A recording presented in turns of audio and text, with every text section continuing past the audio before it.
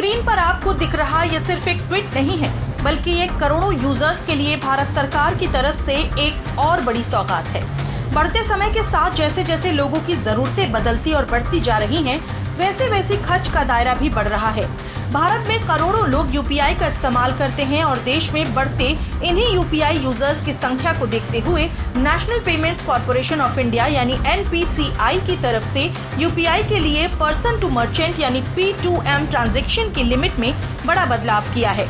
NPCI ने transaction limit को बढ़ाने का फैसला किया है, जो 15 सितंबर से लागू होगा। इस बदलाव से करोड़ों यूपीआई यूजर्स को फायदा मिलेगा। एनपीसीआई ने यूपीआई पेमेंट लिमिट बढ़ाकर करोड़ों यूजर्स को बड़ी राहत दी है। यूजर्स अब इंश्योरेंस, कैपिटल मार्केट निवेश, लोन, ईएमआई, सरकारी फीस और ट्रैवल बुकिंग जैसी कैटेगरी में एक दिन में 10 लाख तक का पेमेंट कर पाएंगे। पहले इंश्योरेंस और निवेश की सीमा सिर्फ 2 लाख थी, जिसे बढ़ाकर 5 लाख प्रति ट्रांजैक्शन और 10 लाख प्रतिदिन कर दिया गया है। क्रेडिट कार्ड बिल के लिए लिमिट 5 लाख प्रति ट्रांजैक्शन और 6 लाख प्रतिदिन तय हुई है। वहीं ज्वेलरी खरीद की सीमा 2 लाख प्रति ट्रांजैक्शन और 6 लाख प्रतिदिन होगी। ट्रैवल बुकिंग में अब 1 लाख की बजाय 5 लाख रुपए प्रति ट्रांजैक्शन, डेली कैप 10 लाख तक रहेगा।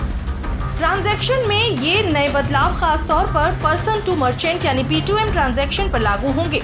आसान शब्दों में कहें तो जैसे अगर आप इंश्योरेंस प्रीमियम भरते हैं तो लोन ईएमआई भरते हैं या मार्केट में इन्वेस्ट करते हैं तो आपको फायदा मिलेगा। हालांकि पर्सन टू पर्सन ट्रांजैक्शन यानी फैमिली या दोस्तों को पैसे भेजने की लिमिट पहले की तरह 1 लाख रुपए प्रतिदिन ही रहेगी। इसमें अभी किसी तरह का कोई बदलाव नहीं होगा। इससे बड़े पेमेंट करने वाले कस्टमर को आसानी होगी। इस तरह के ग्राहकों को पहले पेमेंट अलग अलग हिस्से में बांटना पड़ता था या फिर ज्यादा पेमेंट करने के लिए चेक और बैंक ट्रांसफर जैसे पारंपरिक तरीकों का उपयोग करना पड़ता था।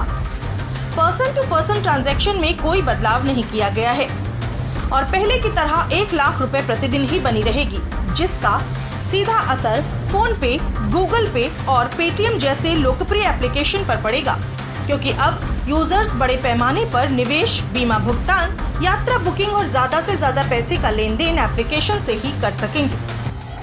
यूपीआई की बढ़ती पॉपुलैरिटी के साथ हाई वैल्यू पेमेंट्स की डिमांड बढ़ गई है और पहले की लिमिट्स से बड़े ट्रांजैक्शन जैसे share market, investment, insurance premium या विदेशी रेमिटेंस में असुविधा हो रही थी।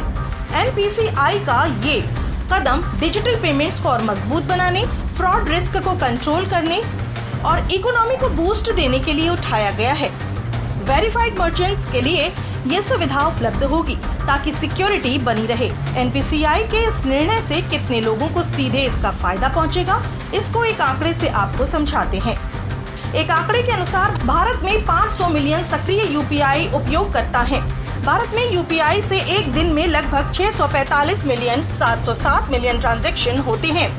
वित्त वर्ष 2024-25 में यूपीआई में लगभग 185.8 अरब ट्रांजैक्शन किए गए।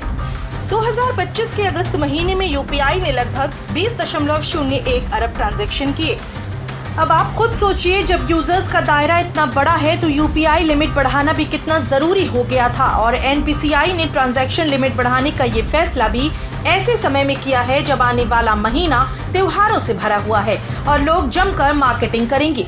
जाहिर है कि इसमें ट्रांजैक्शन के लिए लोग ज्यादा से ज्यादा इस्तेमाल यूपीआई एप्लीकेशन का करेंगे और अब उन्हें इसका फायदा भी मिलेगा।